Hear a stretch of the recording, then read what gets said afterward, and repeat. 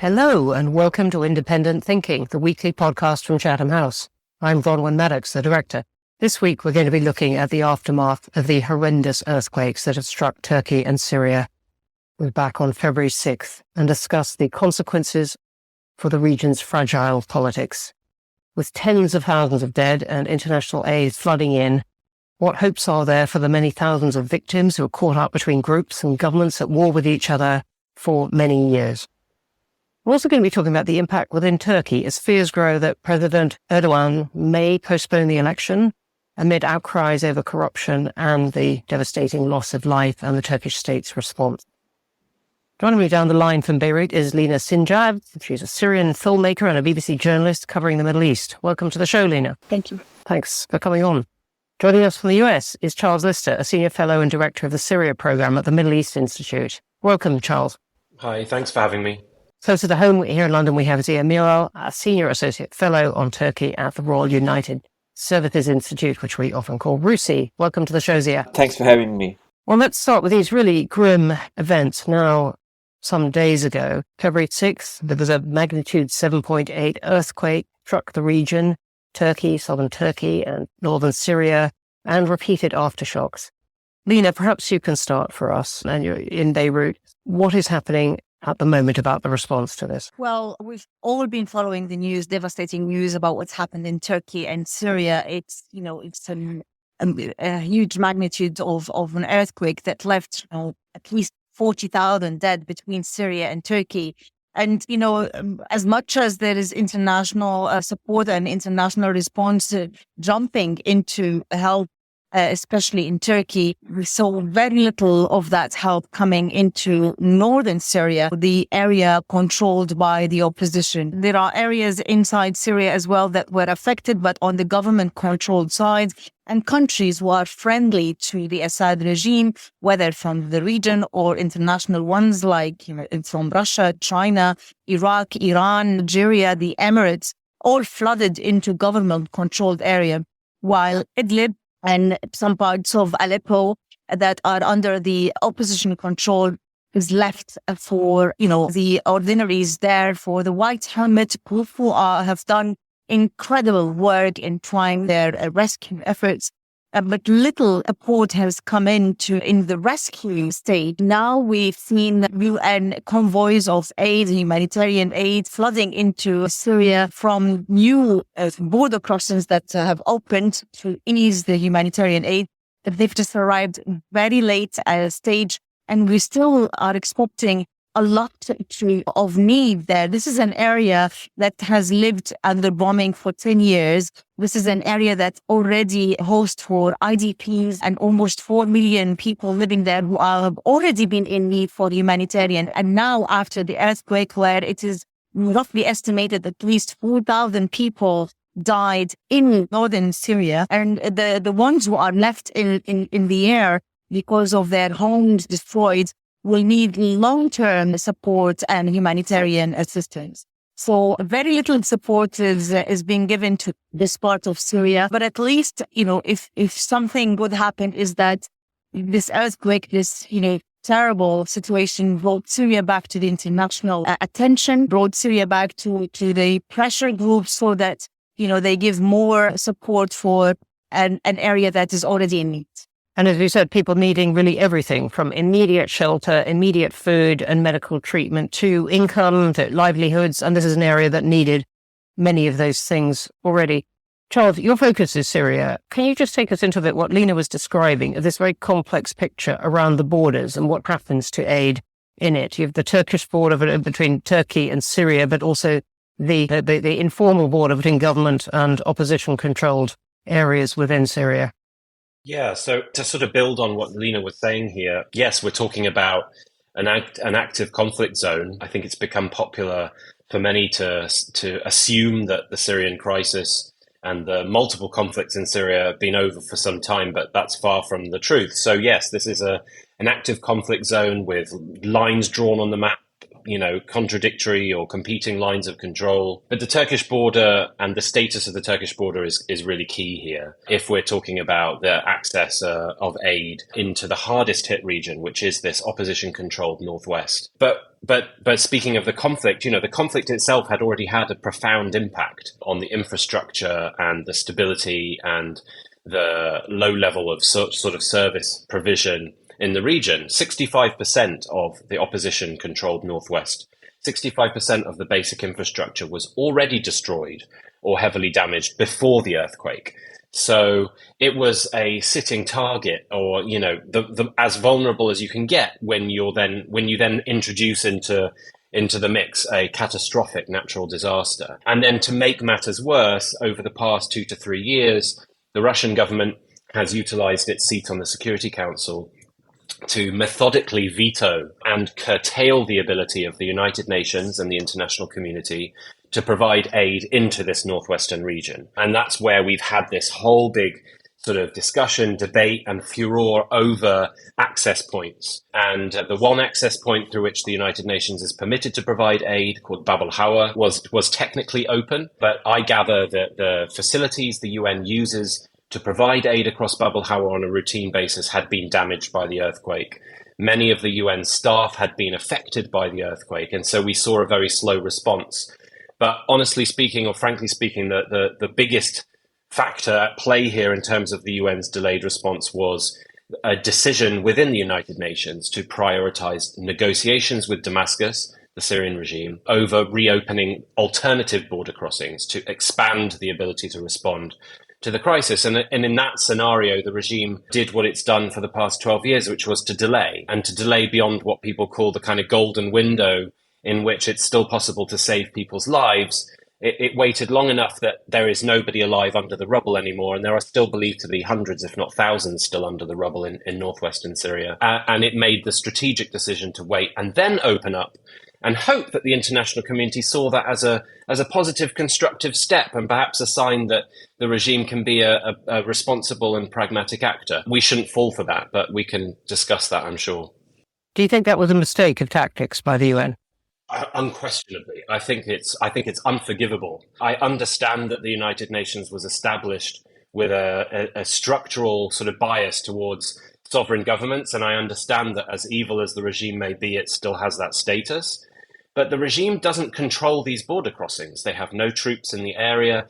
And as soon as this decision was announced at the United Nations a few days ago, the regime's ambassador at the UN gave a press conference.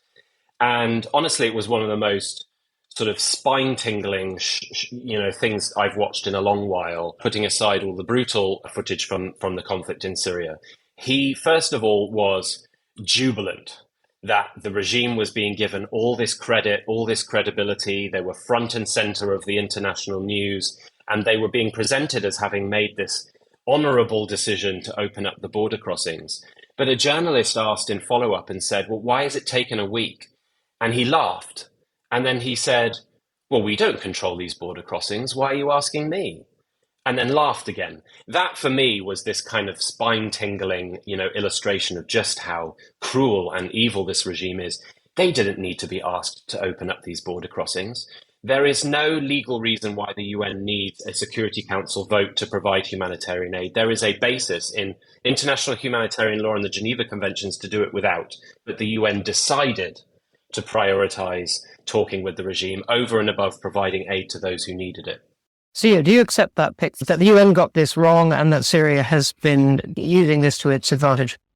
Well, I think it's very difficult to disagree, because that has been a common failure all throughout this crisis, really. Yes, there is definitely a mandate and need to engage with the Assad regime. Eventually, we would have to work with them and accept the realities on the ground. But there's been other moments where actually aid and relief and support and even humanitarian interventions could have gone a long way in stopping calamities in Syria, and we didn't. And I think so. I'm not surprised that they're at the moment trying to use any international sympathy towards granting of funds as a way of asserting their diplomatic presence, seizing money, and being the channel through which some of this aid and relief will be distributed. So it fits their agenda rather well. See, I'm going to come back to you in a second on Turkey, but Lina, Charles has put this point very, very forcefully, and I think you were nodding as he was talking, but I just wanted to get whether that was your picture as well.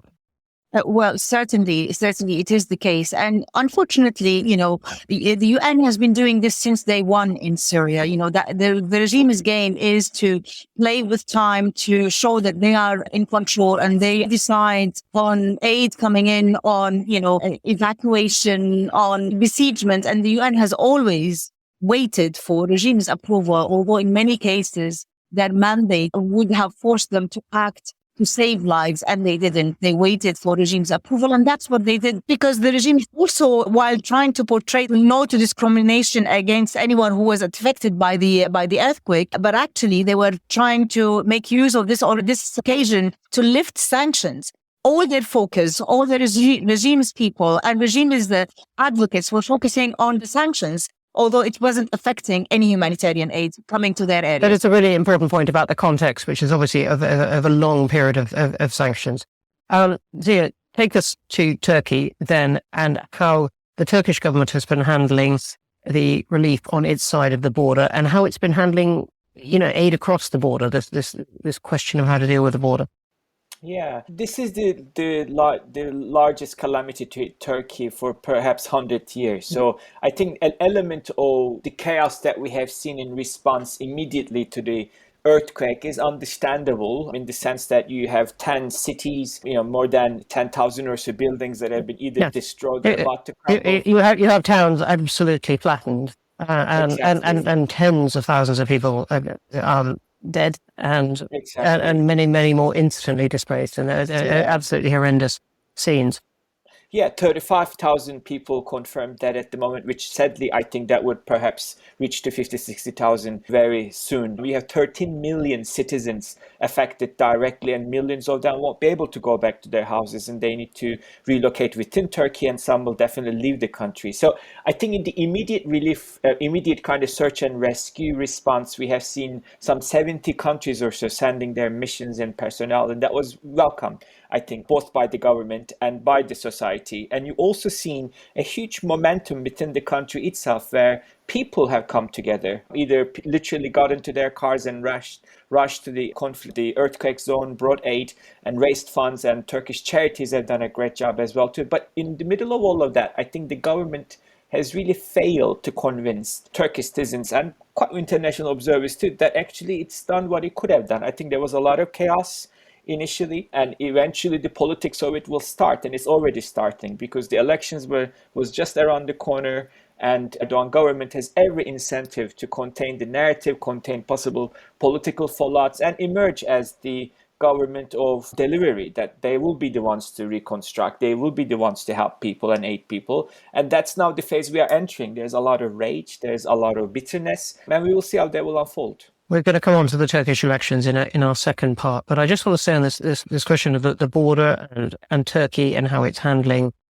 the fact that aid needs to reach across those stricken communities. Charles, your thoughts? Well, Turkey's, as Ziya says, Turkey's facing its own catastrophic disaster, so it's not surprising that Turkish efforts are focused on Turkish territory. Of course, it's not. It is not, and it wasn't, and it won't be a significant strain on Turkish resources to just have the crossings into northern Syria open. I don't think there was any resistance to doing that in the first place. I think there was just sheer distraction by response to the domestic situation. Of course, Turkey has long maintained its own unilateral aid program and stabilization program in northern Syria. And I think there are justifiable questions to ask as to whether or not that's likely to continue, at least in the interim, given the enormous strains on the Turkish side of the border. And the effect of that will hit most hard in the rural northern Aleppo region, which is also controlled by the opposition and essentially guaranteed by the Turkish state. Turkish state electricity and water is supplied free of charge into that area. And I suspect all of that will be strained. And as a natural extension to this, we have to also bear in mind that there are nearly 4 million Syrian refugees in Turkey, most of them in the south, in the earthquake-struck region. And we've heard some quite concerning reports over the last couple of days that the pre-existing anti-refugee sentiment that had become one of the most significant issues in the upcoming Turkish elections has been further exacerbated by this earthquake. There have been stories from the ground in Turkey of Syrian refugees stuck under the rubble, pretending to be Turkish citizens because they didn't think they'd be rescued if the rescuers knew that they were Syrian. But now we're hearing political rhetoric about how this earthquake is further evidence that Syrian refugees essentially have to be expelled now to northern Syria because the Turkish state just simply can't cope with continuing to provide for them. And I think that's an enormous source of concern for Europe. In 2022, the illegal migration of Syrians to Europe rocketed by over 100%.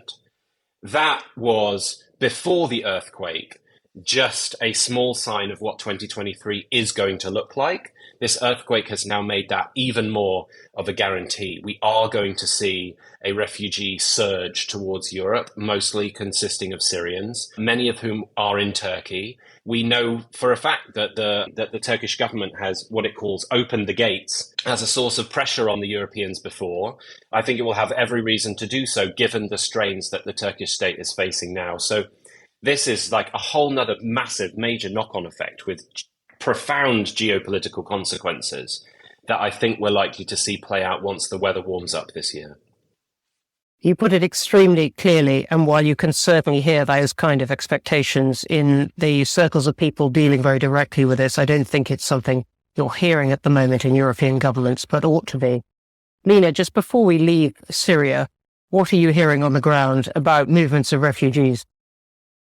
Well, just to reflect on what Charles was saying, also, many of the dead in southern Turkey are also Syrians. I mean, there are reports of at least 100 bodies moved from Turkey to Syria to be buried. I mean, my Syria feed on Facebook is filled with whole families dead in Turkey. And yes, we've heard a lot of these reports of hate speech coming and intensifying now against Syria, especially from some of the opposition figures who are anti-refugees in the first place. So it's going to be a critical time in the coming, weeks and months to unfold, especially before the elections. I mean, we've heard Erdogan trying to send messages of meeting with Damascus and trying to open bridges with Assad because he wanted to do the thing that the opposition are trying to flag before his election. So after this earthquake and after this, catastrophe also for Turkey, they are at a high stake. They are in higher risk these days. And it's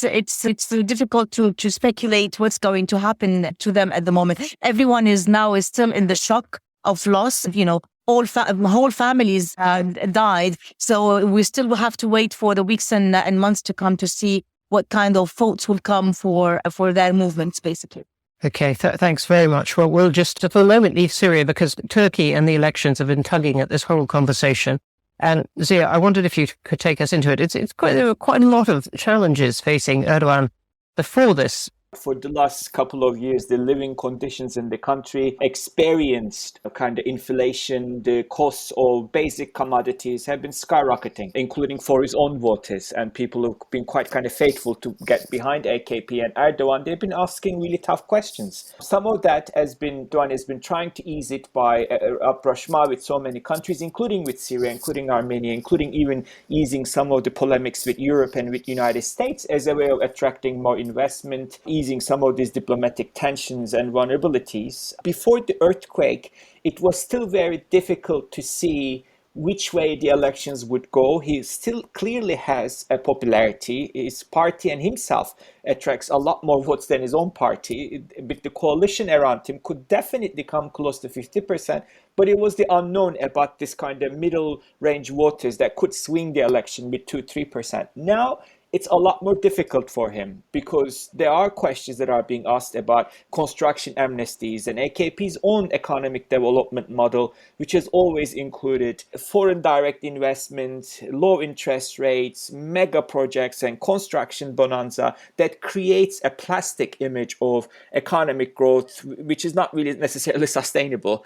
And now the bill is already arrived for the end of that party. Investors are not there. Turkish economy is struggling. And the economic fallout from this earthquake will be massive. So how will he be able to reconstruct, deliver the goods, patch up his again own political credentials? That's a very challenging thing ahead of him. More than ever before, I think he enters this election at his weakest he has been for the last 20 years. And yet he really doesn't want to lose it. Just explain to us what a construction amnesty is. It sounds like a wonderful euphemism for something if I've got you right, rather ugly, which is giving construction firms a pass for terrible buildings. Exactly. I mean, so the idea is that you apply for planning permission and pass building control, and then you build your building and they check it, right? That's what happens in any developed country.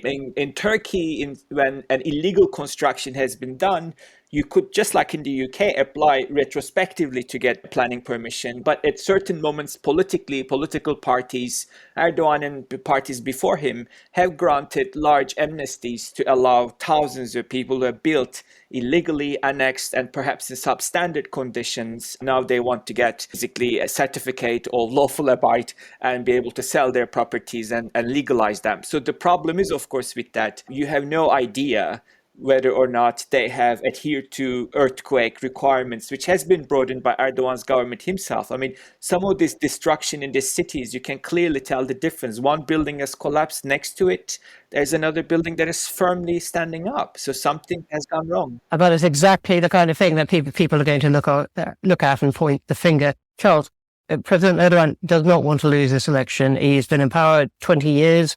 It's the centenary, October 29th, would allow him to stand up there next to statues of Ataturk and say, look, I'm the second most important leader of Turkey ever. And he wants that moment, we're told. What's your sense of whether he might postpone the election? He's already been making it harder for some opponents to run against him. What do you think of the actual fairness or likelihood of this election? Well, first of all, I'll say I'm not a Turkey specialist, but it's unavoidable that Turkey doesn't fall within my remit. So I would say humbly that I think all the signs are pointing towards Erdogan doing almost anything within his power to sustain his status as marginally the favorite in the upcoming election. And I think, as a 24/7 Syria analyst, I would say, Erdogan has remained by and large highly loyal to the cause of the opposition in Syria over the past 12 years. And frankly speaking, he and his government are the only last remaining meaningful partner that the Syrian opposition has.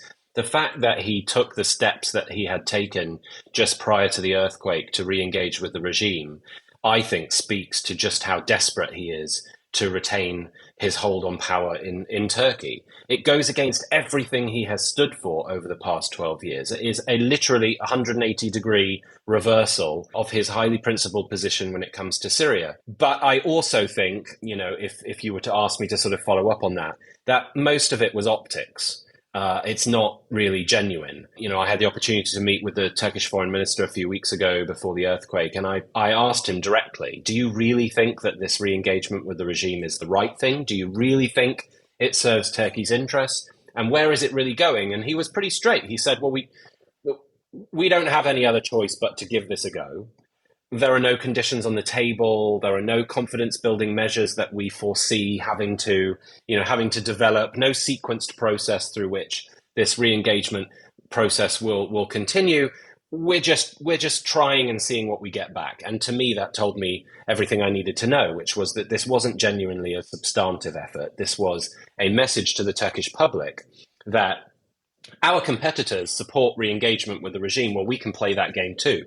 But we also know that successfully and substantively re-engaging with the Assad regime is not a process that's going to take a few weeks, i.e. before the election. It's going to take much, much longer than that. So we'll play this game along, we'll string it along, we'll send the message to our voters and our prospective voters. And once the election's done, reality will kick in. Re-engagement isn't going to be a realistic prospect anytime soon, but we'll have played that game successfully. Thank you. And Lina, finally, what does it mean to the region if Erdogan is re-elected? Well, certainly, the most concerned areas is like Syria and Iran when it comes to Erdogan's re-elections. And, as Charles put it rightly, and Ziya, he's going to play all his cards and do all his effort to run this election again. The question is, how he's going to play it on regional politics level, especially when it comes to the Syrian opposition. As Charles rightly put it, this is an internal message for his opponent inside, sending message to sit on the table with Bashar al-Assad. There were several meetings that happened on a security level, on a foreign minister level, organized by Russians. And they were planning for a meeting between Assad and Erdogan. But even if the meeting takes place, it doesn't mean that things will going to change overnight in terms of relation, in terms of the border crossing, in terms of the situation with the opposition. The whole region also are concerned about, Assad's relation with Iran.